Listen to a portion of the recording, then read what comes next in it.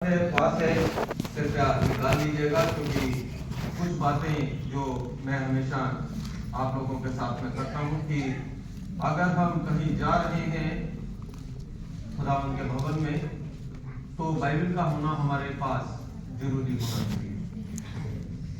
Mobile phone में है वो एक अलग सिस्टम है, क्योंकि आने वाले समय में जो बाइबल आज हमारे पास में है ये भी हमसे छिन जाएंगी, वो एक अलग मैटर है।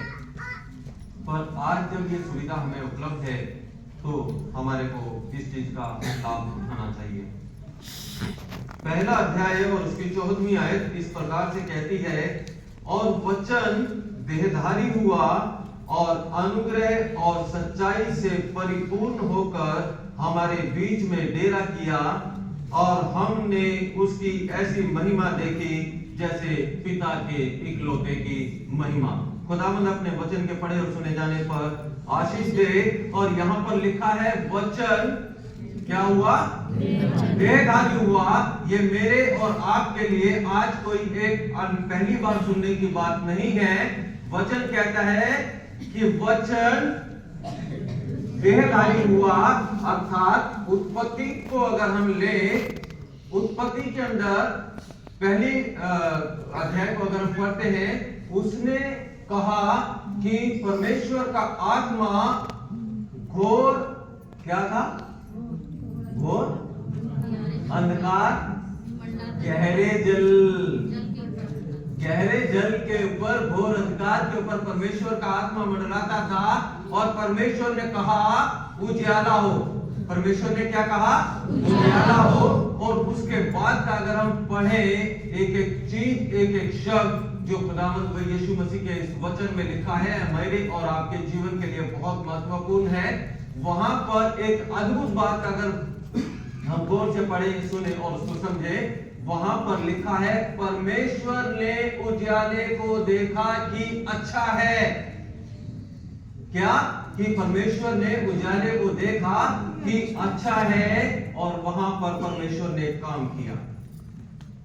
वहां पर परमेश्वर ने उजियाले को अंधेरे से अलग किया। अंधेरे को उजियाले से अलग नहीं किया, उसने जो उजियाला था उसको अंधेरे से अलग कर दिया, अर्थात अंधेरे का और रोशनी का, ज्योति का अब कोई मेल नहीं रहा।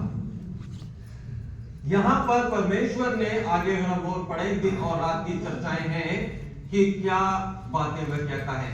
उससे आगे अगर हम पढ़ते हैं और आदम हवा की अगर हम बातें करें, तो वहां पर परमेश्वर ने एक वाचा बांधी मनुष्य जाति के साथ। यीशु मसीह के जन्म का जो वर्णन था परमेश्वर ने शुरू कर दिया कि तू उसकी एड़ी को डसेगा और वह तेरे सर को कुचलेगा। दो बातें मैं आप लोगों के साथ शेयर करना चाहूंगा। यहां से मैं रेफरेंस नहीं बताऊंगा, रेफरेंस आपको मुझे बताना है कहां से। रेफरेंस आपको बताना है कहां से। यहां से बात करूंगा वचन के अंदर। परमेश्वर ने कहा वो तेरी सर को कुचलेगा। परमेश्वर ने उस चीज की शुरुआत कर दी जो मेरे और आपके लिए होने पर थी, और उसके बाद में अगर हम पढ़ते चले जाएं तो दुनियादारी बढ़ती चली गई। इब्राहिम को पढ़े, इसहाक को पढ़े, याकूब को पढ़े, यूसुफ को पढ़े, अलग अलग रीतियों से चली आए। तो इब्राहिम से यूसुफ तक का अगर हम पढ़े तो आपको एक चीज मुझे ढूंढ करके देनी है। आप 2 दिन लगाइए, 5 दिन लगाइए, 10 दिन लगाइए, 15 दिन लगाइए। खुदावंद के एक दास ने अपने बेटों को जब आशीष दी तो उसने कहा कि तेरे वंश से एक उद्धारकर्ता जन्मेगा। तेरे वंश से एक उद्धारकर्ता जन्मेगा। ये मेरे और आपके ढूंढने के लिए चीज है कि कब कहां ये बातें हुई। उसके बाद अगर हम पुराने नियम को पढ़ते रहे तो बहुत सारी चीजें, बहुत सारे नबियों ने खुदावंद यीशु मसीह के आने की बातें कही।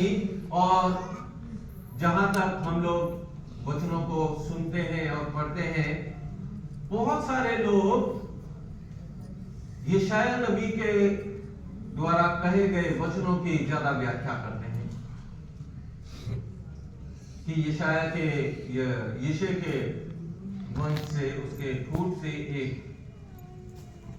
जड़, एक डाली फूट निकलेगी, है ना।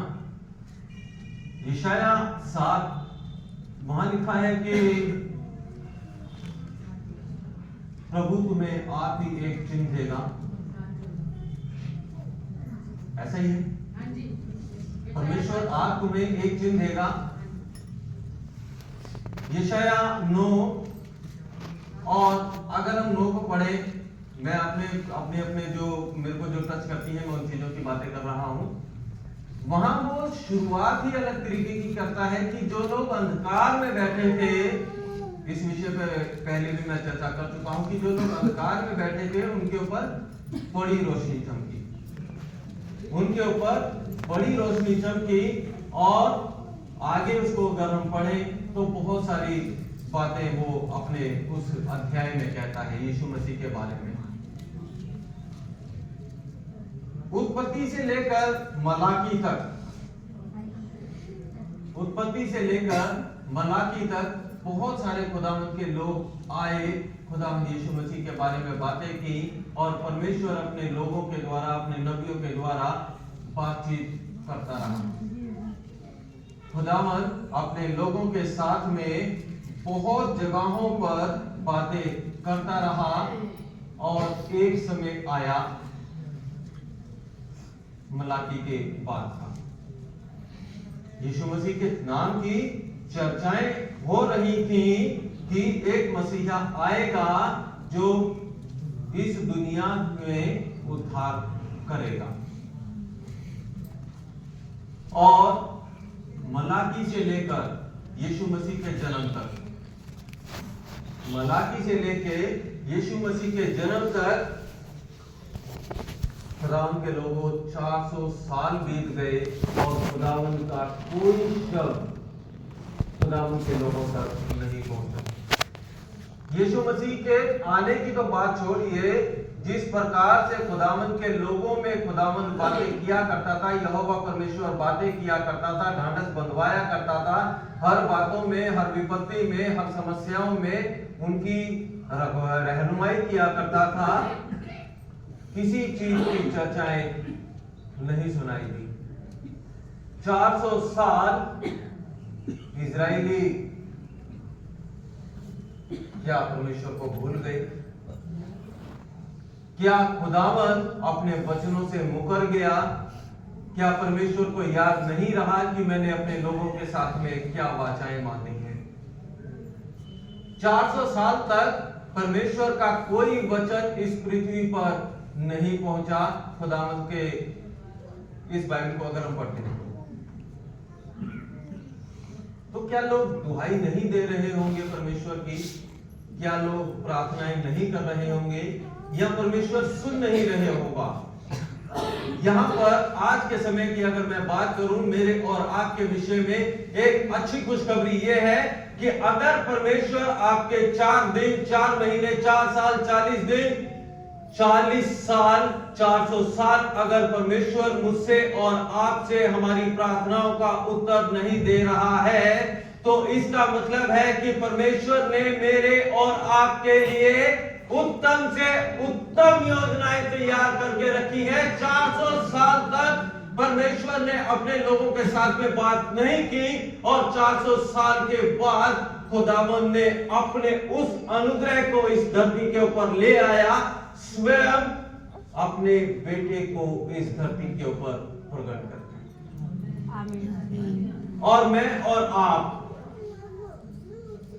हम बूढ़े होने लगे ना, हम बूढ़े होने लगे,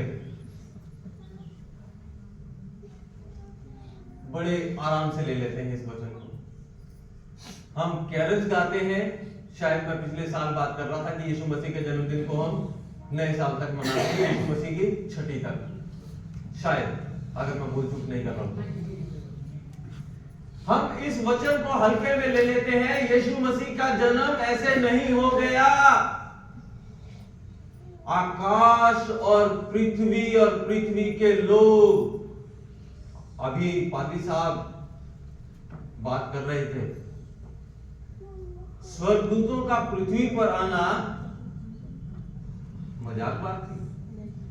खुदावन के लोगों के पास परमेश्वर के दूत आते थे। इब्राहिम को पढ़े तो इब्राहिम के पास भी 3 आए थे, और भी लोगों के पास में खुदावन के दूत आते थे। जितने लोग खुदावन के रहे उन सब से परमेश्वर बातें करता था, परंतु आम लोगों तक ये सुविधा उपलब्ध नहीं थी। खुदावन के कुछ चुनिंदा लोग होते थे जिनसे परमेश्वर बातचीत करता था, वार्तालाप करता था, उसको जो काम करने होते थे वो करता था। और यहां पर यीशु मसीह का जन्म हुआ मेरे और आपके लिए। आकाश और पृथ्वी के सृष्टिकर्ता जिसने इस सारे जग की सृष्टि की, उसने इस धरती और उस आकाश में अद्भुत अद्भुत काम किए, अद्भुत अद्भुत काम किए। जकरिया, अगर मैं बात करूं, जकरिया एक याजक था और उस समय तो उसकी बारी नहीं थी। अगर हम वचन को ध्यान पढ़ें, चिट्ठियां डाली जाती थी कि किसका नंबर आएगा। जकरिया साहब का नंबर आया, स्वर्गदूत ने उससे बातचीत की, स्वर्गदूत ने उससे बातचीत की। उसकी बीवी बांझ थी और खुदावन के दूत ने उससे जब बातचीत की और उसको जब वो शुभ संदेश सुनाया, तो क्या उसके जीवन के ऊपर अनुग्रह नहीं हुआ।